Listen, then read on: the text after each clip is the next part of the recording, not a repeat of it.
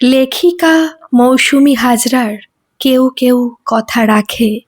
মা, একবার তোমার অতীতের কথা ভাবো।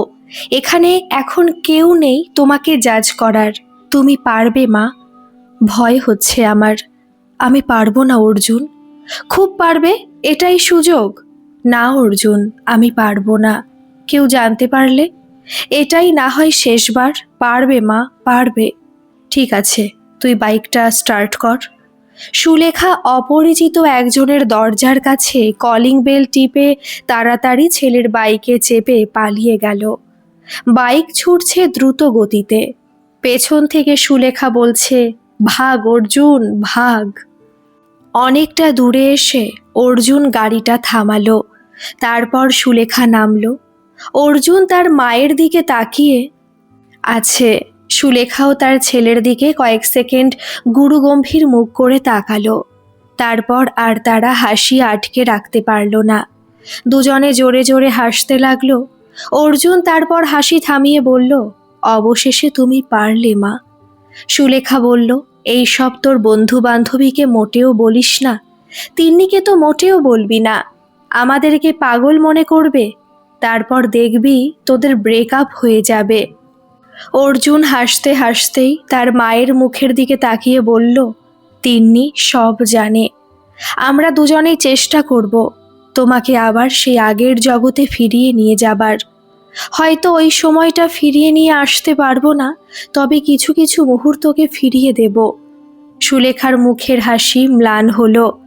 অর্জুন সেটা খেয়াল করার পর বলল, মা তুমি এখানে বসো, আমি ভুট্টা নিয়ে আসছি। অর্জুন চলে গেল। সুলেখা সামনে একটা বসার জায়গা দেখে বসলো। বয়স তার এখন 48 প্রায়। এই বয়সে এসে ছেলের জন্য আবার নতুন করে জীবনকে শুরু করেছে। ছেলে শিখিয়েছে নিজের সাথে নিজেরও একটা সম্পর্ক আছে।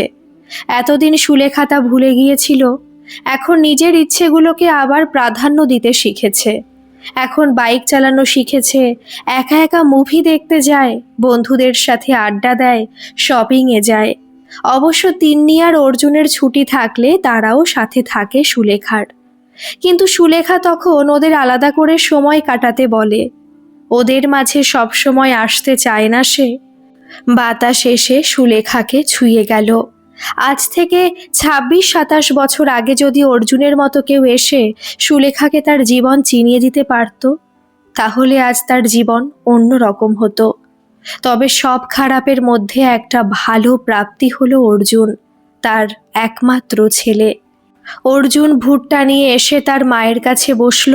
সুলেখা বলল, তিন্নির আজ ছুটি নেই? আছে, ওর বাবাকে ডাক্তার দেখাতে নিয়ে যাবে আজ। তুইও তো সাথে যেতে পারতিস। বললেও পারবে, কিছু দরকার হলে আমাকে ফোন করবে। এমনিতেও আজ আমরা সন্ধ্যের পর দেখা করব। ডিনার করে আসিস, আমি তোর খাবার বানাতে পারবো না। আচ্ছা আচ্ছা, তাই হবে। তুমি নিজের জন্য কি বানাবে? আমি আজ নিজের জন্য বিরিয়ানি বানাবো। মা একটু রেখে দেবে, কাল অফিসে লাঞ্চে নিয়ে যাব। একদম না মা, প্লিজ মা, প্লিজ। একদম না অর্জুন। দেখো, আমি তোমাকে তোমার ছেলেবেলা ফিরিয়ে দিচ্ছি, আর তুমি আমার জন্য একটু বিরিয়ানি রাখবে না মা? সুলেখা হাসলো। তারপর বলল, রাখবো। তুই কাল অফিস যাওয়ার সময় তিন্নির জন্য একটু নিয়ে যাস। দুজনে কিছুক্ষণ চুপ। তারপর অর্জুন বলল, এই কুর্তিটাতে তোমায় বেশ ভালো লাগছে। তিন্নি যদিও পছন্দ করে দিয়েছিল। সুলেখা হেসে বলল, আমারও বেশ পছন্দ হয়েছে। আবারও কিছুক্ষণ নীরবতা। অর্জুন একটু আমতা আমতা করে বলল, মা একটা কথা বলবো? বল। তুমি আমি বন্ধু, তাই তো? আমরা বন্ধু। মা, তুমি জীবনটা নতুন করে শুরু করতে পারো তো? করেছি তো মা, আমি অন্য কথা বলছি। বাবা মারা গেছে 5 বছর হলো। আর এই এতগুলো বছরেও তুমি বাবার সাথে খুব ভালো ছিলে না, সেটা আমি ভালো করে জানি। নিজের ইচ্ছে নিজের শখ সব বিসর্জন দিয়েছিলে। এই সব কথা থাক না অর্জুন, মানুষটা নেই এখন। মানুষটা কোনোদিন ভালো ছিল না মা। রোজ রোজ তোমার সাথে অশান্তি করত। তুমি চুপচাপ থাকতে, তার সেবা করতে। আমার খুব রাগ হতো মা। তুমি চাইলেই তাকে ছেড়ে দিতে পারতে। অর্জুন, তিনি তোর বাবা ছিলেন, ভুলে যাস না।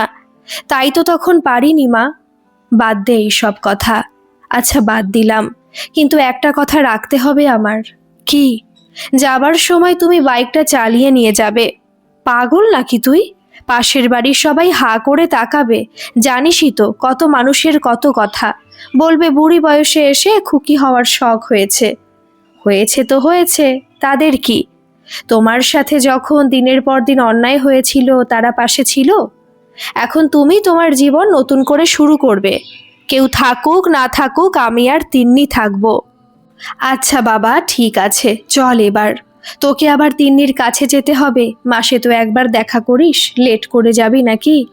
এখনো একটু দেরি আছে মা।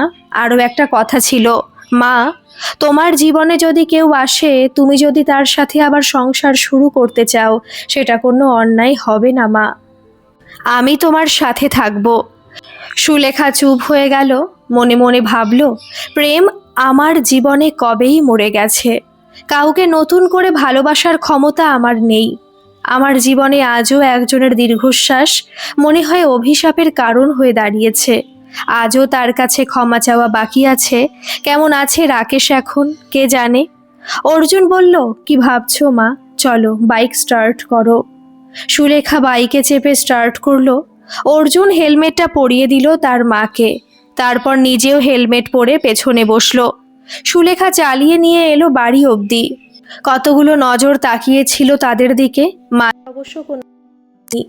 অর্জুন বাড়ি ফিরে রেডি হয়ে চলে গেল তিন্নির সাথে দেখা করতে। সুলেখা বসলো বিরিয়ানি বানাতে, তারপর নিজে ফ্রেশ হয়ে রেডি হলো। সব লাইট অফ করে একটা মোমবাতি জ্বালিয়ে বিরিয়ানি নিয়ে বসলো ডাইনিং টেবিলে। একটা মুভি চালিয়ে নিল, সব কিছুই ঠিক ছিল। হঠাৎ মুভির একটা দৃশ্যে দেখানো হলো, জোর করে নায়িকার জীবন থেকে তার ইচ্ছে আর শখকে কেড়ে নিল তার সংসার। বিরিয়ানি খেতে খেতে রেখে দিল। মোমবাতি নিভিয়ে লাইট অন করে টেবিল পরিষ্কার করে নিজের রুমে চলে গেল সুলেখা। নিজের আলমারি খুলে লুকিয়ে রাখা ঘুঙুরগুলো আবার বের করলো সে। অর্জুনকে ঘুঙুরের গল্প কোনোদিন বলা হয়নি, বললে হয়তো ওর বাবাকে আরও ঘৃণা করবে। এই ভেবেই আবার রেখে দিল ঘুঙুরগুলো। সকালে অর্জুন নিজে চা বানিয়ে তার মাকে ডাকলো। সুলেখা ঘুম থেকে উঠে বলল, কাল কখন ফিরেছিলি? তিন্নিকে তো 11টার সময় বাড়িতে দিয়ে এসে আবার হসপিটাল গেলাম। আমার বন্ধুর বাবা ওখানে ভর্তি আছে। তারপরে বাড়ি ফিরলাম যখন, তখন প্রায় রাত্রি 1টা। আমার কাছে তো চাবি থাকেই।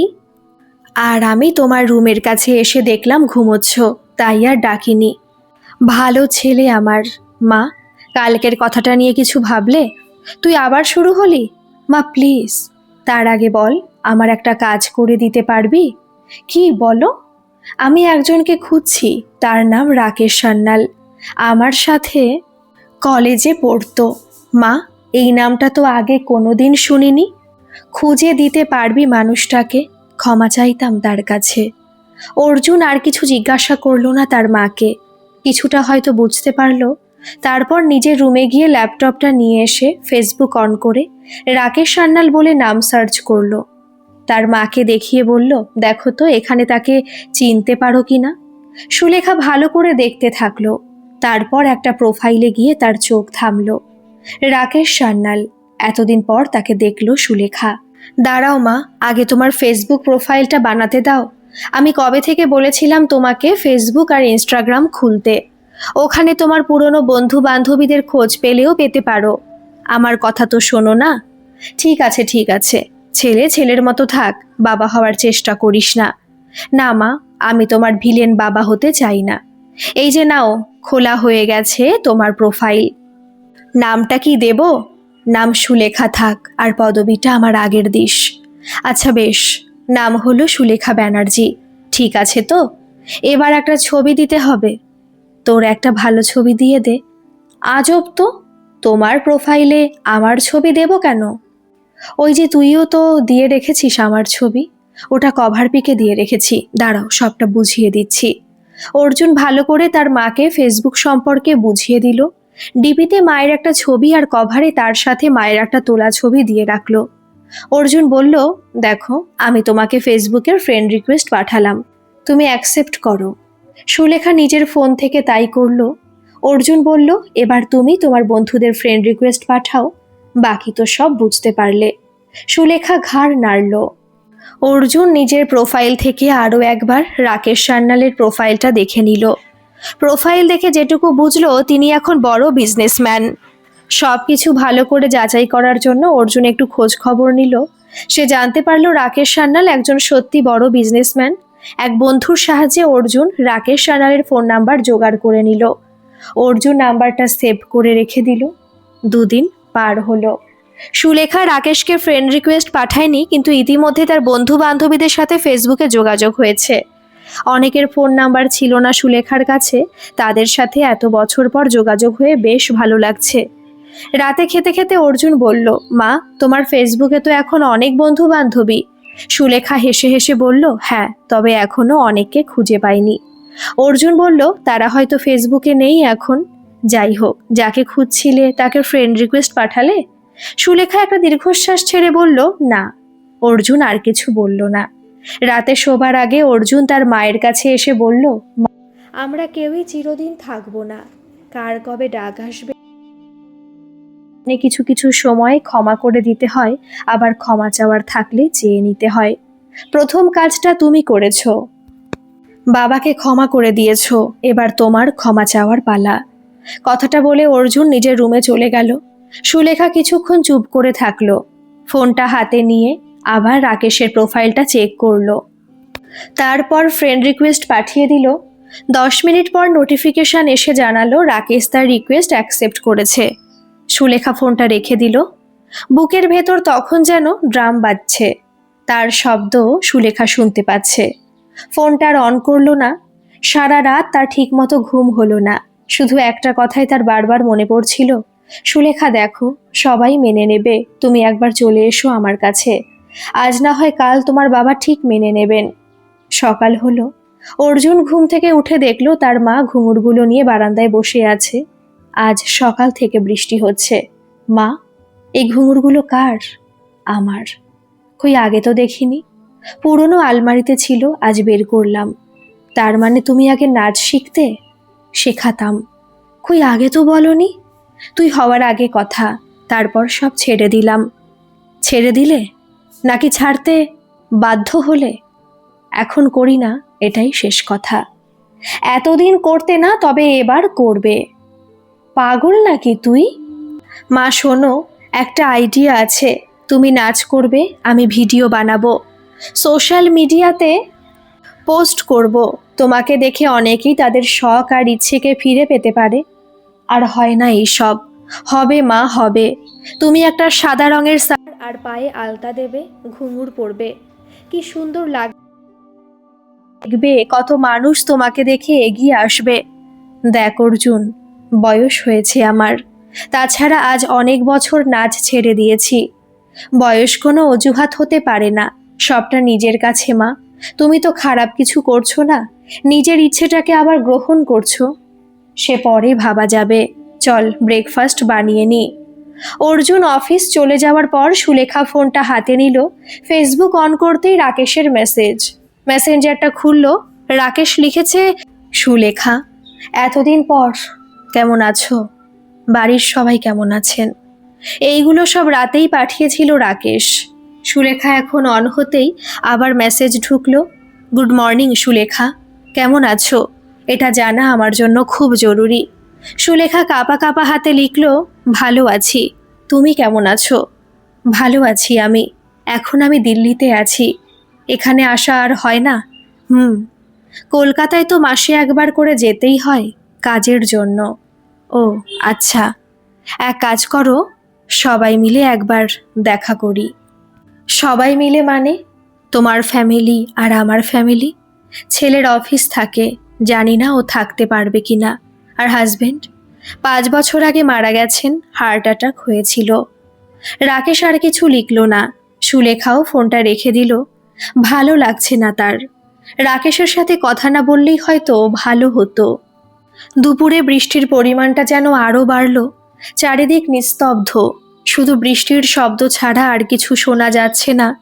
গাছগুলোর দিকে তাকিয়ে থাকলো সুলেখা। ফোনে আবার মেসেজ ঢুকলো, this is my phone number, call me when you are free.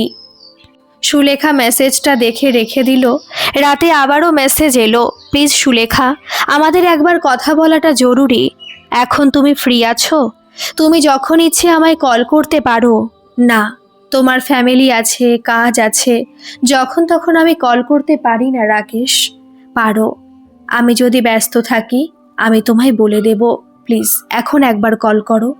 Sulekha মানসিক প্রস্তুতি নিয়ে কল করলো। হাই সুলেখা। হাই। কতদিন পর আমাদের কথা হচ্ছে। কভার পিকের ছবিটা কয়েকবার দেখলাম। তোমার ছেলের চোখগুলো তো তোমার মতো। হ্যাঁ, সবাই তাই বলে। কি নাম ছেলের? অর্জুন। ওর বয়স 26, জব করে। বাহ, অর্জুনকে আমার অনেক ভালোবাসা। তোমার ফ্যামিলির ব্যাপারে কিছু বলো। দেখা হোক, বলবো সব। এইভাবেই সময় পেরিয়ে যেতে লাগলো। অর্জুন খেয়াল করলো তার মা আগের থেকে অনেক প্রাণবন্ত, তবে চেষ্টা করেও নাচ এখনো করাতে পারেনি। তিনিও বাড়ি এসে বারবার রিকোয়েস্ট করেছে। সুলেখা শুধু কাল করব, পরশু করব বলে বলে গেছে। অবশেষে এলো সেই দিন। আজ দেখা করবে রাকেশ আর সুলেখা। অর্জুনকে জানিয়েছে সুলেখা। অর্জুন বলল, মা, তুমি কি পরে যাবে? শাড়ি। ওই লাল শাড়িটা পরবে, অনেকদিন পরনি। লাল পরবো না আমি। কেন? ও আবার সেই সমাজ। মা প্লিজ, বাবা নেই? বাবা তো আর সব রং নিয়ে যায়নি।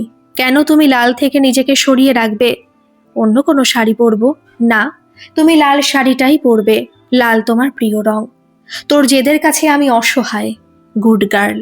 তুমি রেডি থেকো, আমি তোমাকে পৌঁছে দিয়ে আসবো। টাইমটা একটু বলো তো, কখন যাবে? সন্ধে 7টা। ওকে, ডান। সুলেখা রেডি হয়ে নিল, লাল শাড়িটা পরল। আয়নার সামনে দাঁড়িয়ে অনেকক্ষণ নিজের দিকে তাকিয়ে থাকলো। রাকেশ একদিন বলেছিল তোমার জায়গাটা কেউ কোনোদিন নিতে পারবে না। আর আজ সেই রাকেশ এখন সংসারী মানুষ।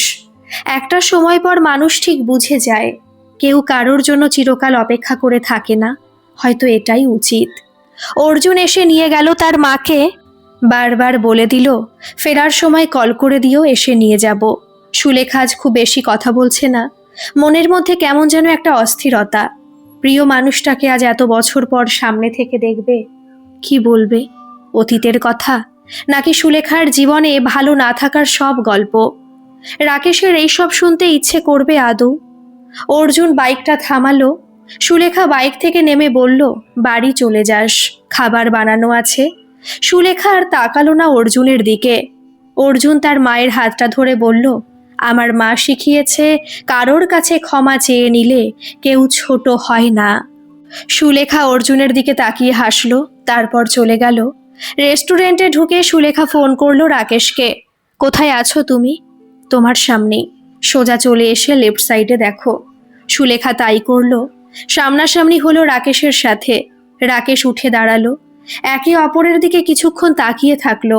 সেই নীরবতা কাটিয়ে রাকেশ হাতটা বাড়িয়ে বলল, হাই। সুলেখা হ্যান্ডশেক করলো। রাকেশ চেয়ারটা ঠিক করে সুলেখাকে বসিয়ে নিজে বসলো। একই রকম রয়ে গেছো তুমি। লাল কি এখনো পছন্দের রং? তোমার মনে আছে? মনে তো সবই আছে। কিছুক্ষণ আবার নীরবতা। কিছু অর্ডার করি এবার, খিদে পেয়ে গেছে। তুমি কি চাইনিজ খাবে সুলেখা? এটাও মনে আছে? ওই যে বললাম, সবই মনে আছে। কিছুক্ষণ পার হলো। রাকেশ বলল, লুকটা একটু চেঞ্জ করেছো, চুলটা অনেক ছোট করে দিয়েছো। হ্যাঁ, 1 বছর হলো চুল ছোট করে দিয়েছি। একটা জিনিস আমি লক্ষ্য করেছি। কি? মেয়েরা ভাঙা মন নিয়ে নতুন করে কিছু শুরু করলে আগে চুল ছোট করে ফেলে। হয়তো তার মানে তোমারও মন ভাঙা? একটা মানুষ দেখাও যার কোনোদিন কোনোভাবে মন ভাঙেনি। তা ঠিক। ভালোই লাগছে। আমার বয়স বেড়ে গেছে, চুল প্রায় সাদা হয়ে গেছে, কিন্তু তোমার বয়স যেন একই জায়গায় আটকে আছে। আমি নতুন করে সব শুরু করেছি। যেমন বাইক চালানো শিখেছি, অর্জুন শিখিয়েছে। ওটা তুমি আগেও পারতে, আমি শিখিয়েছিলাম। এতদিন চালাওনি তাই হয়তো ভুলে গিয়েছিলে। অর্জুনকে বলে দিও, আমি কিন্তু প্রথম তোমায় বাইক চালানো শিখিয়েছিলাম। অর্জুন জানে আমি তোমার সাথে দেখা করতে এসেছি। ভালো, একদিন কথা বলিয়ে দিও। হ্যাঁ, নিশ্চয়ই। রাকেশ, আমার কিছু বলার ছিল। বলো। সরি সব কিছুর জন্য। আমি পারিনি সেদিন সব ফেলে তোমার কাছে আসতে। বাবা এমনভাবে জোর করলো যে আমি আর পারলাম না। বাবা হয়তো বুঝে গিয়েছিল আমি পালাবো তোমার সাথে। আমি সেদিন অপেক্ষা করেছিলাম অনেকক্ষণ, সারা রাত। সরি, ইটস ওকে, যা হবার হয়ে গেছে। মিসেসের কি নাম? প্রিয়া। ছেলে মেয়েদের কি নাম? একটা মেয়ে, নাম রিমি। আচ্ছা, একটু বাইরে ঘুরবে আমার সাথে, যদি না তোমার অসুবিধা হয়? অনেকক্ষণ ধরে রাস্তায় হাঁটছে দুজন। রাকেশ বলল, নাচটা শুরু করতে পারো। করতে হবে। অর্জুন ভীষণ জোর করছে। অর্জুন খুব ভালো ছেলে, ভীষণ খেয়াল রাখে তোমার। চা খাবে? চলো। দুজনে বসে এক জায়গায় চা খেলো। আরও অনেক কথা হলো দুজনের। তার মাঝেও দুজনে অনেক কিছু লুকিয়ে রাখলো, যা হয়তো দুজনের জন্য না জানাই ভালো। সুলেখা বাড়ি ফিরে এলো। অর্জুন অপেক্ষা করছিল। কথা হলো মা? সরি বললে? বলেছি। রাকেশও আমায় ক্ষমা করে দিয়েছে। আর কোনো মনের মধ্যে ভার নেই। নাচটা শুরু করব এবার। সত্যি বলছো মা? তুমি নাচ শুরু করবে? করব। তিন্নিকে জানিয়ে দিস। ঘুম পাচ্ছে, আমি রুমে যাচ্ছি, তুই খেয়ে নিবি। উনি নিজের ব্যাপারে কিছু বলেননি? ভালো আছে রাকেশ, সংসারী মানুষ এখন। ওয়াইফ আর মেয়েকে নিয়ে ভালো আছে। অর্জুন চুপ হয়ে গেল। সুলেখা চলে গেল নিজের রুমে। রাত্রি 11টা। অর্জুন একবার তার মায়ের রুমের দিকে তাকিয়ে দেখল মা ঘুমিয়ে গেছে। আজ মায়ের মনটা অনেক হালকা লাগছে। এবার সে নিজের রুমে এলো। ফোনটা বের করে রাকেশ সান্যালের নাম্বারটা বের করে কল করলো। হ্যালো স্যার, আপনি আমাকে চিনবেন না, আমি সুলেখা ব্যানার্জির ছেলে। অর্জুন রাইট? আপনি আমার নাম জানেন? জানি। সুলেখার কাছে অনেক কথা শুনেছি তোমার। আমারও তোমার সাথে কথা বলার খুব ইচ্ছে ছিল, কিন্তু অর্জুন এত রাতে কল করলে সব ঠিক আছে তো? Sorry sir, call me uncle বেটা। সরি আঙ্কেল, এত রাতে আমার কল করা উচিত হয়নি। আসলে আমার একটা কথা জিজ্ঞাসা করার আছে। ইটস ওকে, বলো, কি জানতে চাও? আপনি আমার মাকে মিথ্যে বললেন কেন? কি মিথ্যে বলেছি? আপনি ম্যারিড না। আমি আপনার ব্যাপারে খোঁজ নিয়ে জেনেছি। তাও আপনি আমার মাকে বলেছেন আপনি ম্যারিড, আপনার ওয়াইফ আছে, মেয়ে আছে। কিছু মিথ্যে জরুরি অর্জুন? কেন? তোমার মায়ের মনে একটা গিল্ট ছিল আমাকে নিয়ে, কিন্তু যেও জানতে পারলো আমি ভালো আছি, এখন আর সেই গিল্ট নেই। কিন্তু আঙ্কেল। অর্জুন, একটা সময় পর তার আগের মতো কোনো কিছু থাকে না। পরিস্থিতি বদলে যায়। আজ যদি আমি আর তোমার মা নতুন করে সব শুরু করতে চাই, তাহলেও তোমার মায়ের মনে একটা গিল্ট থেকেই যাবে যে এটা আরও আগে হলে ভালো হতো, বা ও আমার সাথে অন্যায় করেছে, যেটা আমি একদমই চাই না। ও ভালো থাকুক। বুঝলাম। আর একটা কথা জানতে ইচ্ছে করছে, আপনি বিয়ে করলেন না কেন? সময় হলো না। বিজনেস নিয়ে এত ব্যস্ত হয়ে পড়লাম। একদিন দেখা হতে পারে আমাদের, কিন্তু মাকে জানাবো না। শিওর অর্জুন। ওকে, গুড নাইট, টেক কেয়ার। বৃষ্টিটা আবার শুরু হলো। রাকেশ রুম থেকে বেরিয়ে ব্যালকনিতে এসে হাতটা বাড়াতেই বৃষ্টির ফোঁটাগুলো হাতে এসে পড়ল। রুমের ভিতরে তখন গান বাজছে, কেন মেঘ আসে হৃদয় আকাশে, তোমারে দেখিতে দেয় না, মাঝে মাঝে তব দেখা পাই, চিরদিন কেন পাই না। গল্পটি কেমন লাগলো অবশ্যই কমেন্ট করে জানাবেন, আর ভালো লাগলে একটা সাবস্ক্রাইব করে আমার পাশে থাকবেন। ধন্যবাদ।